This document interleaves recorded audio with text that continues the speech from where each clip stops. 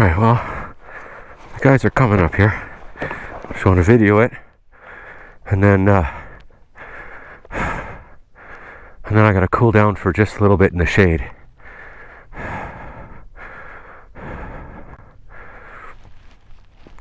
The riding is not that bad. I mean, it's pretty intense. I'm not in shape enough. That's the biggest problem.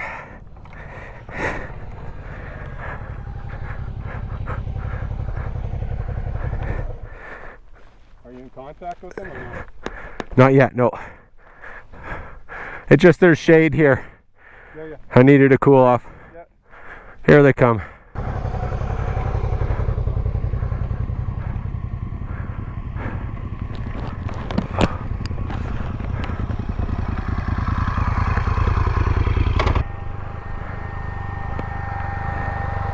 Hello everybody, welcome back to Tim's Motorcycle Adventures. This video is in a series of videos that I'm doing on my trip to Moab, Utah. If you haven't seen those, go back on my channel and check out the first few.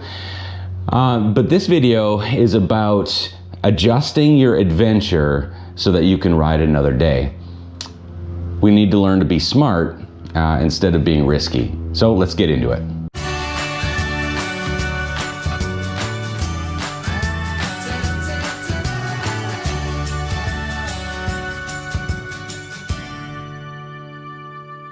Well, if you've been following along on my Moab adventure, you know that I met up with 3 other friends on adventure bikes, and our goal was to ride to Moab, go to Canyonlands National Park, ride the Schafer Trail, which I showed in the last video. If you didn't get to watch it, click here. But ultimately our goal was to ride the White Rim Road. I booked this campsite over 6 months in advance. They only allow 50 people a day on the road, and so this was really hard to get into, and we've been looking forward to it for a very long time.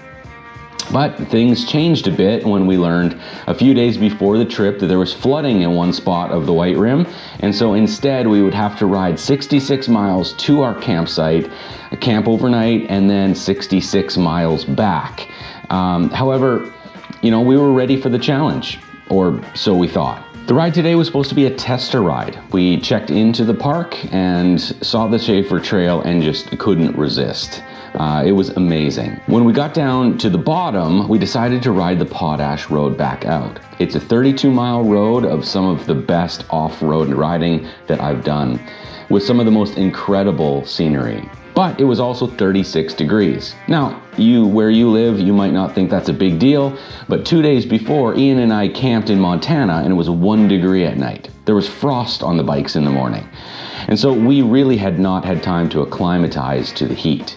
Secondly, I was just recovering from a cold, and besides that, not to add on to the excuses, but I generally don't handle heat very well.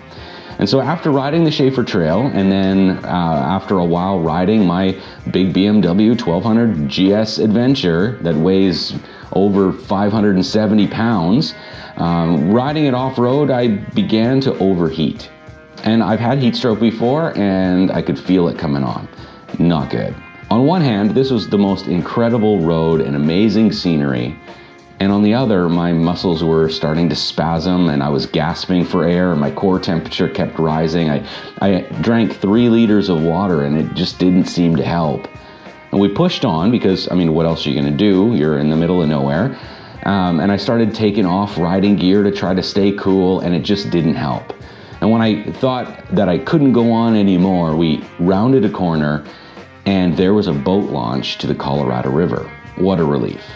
I threw off my gear, I jumped in the water, cooled myself in the shade until my core temperature came down.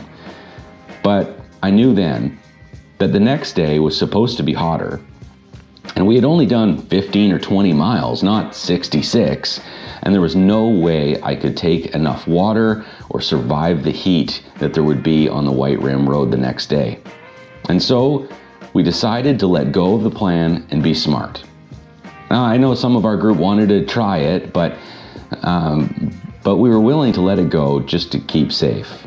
And sometimes you have to push through because, I mean, what else are you gonna do? And that's kind of fun, pushing through. But sometimes it's better to change your plans, continue the adventure, than it is to be medevaced out of the desert. We found amazing places to ride, and not just the White Rim. There in Moab, there are so many incredible rides. And so we just went exploring and did some other things. I want to say a huge thanks to the guys that helped me get through that day. I really couldn't have done it without you. It's so good to be with a group of friends that'll understand what you're going through and help you out. And I want to thank you for watching. If you haven't done so already, why don't you hit that subscribe button, help out my channel, and I'll see you in the next video.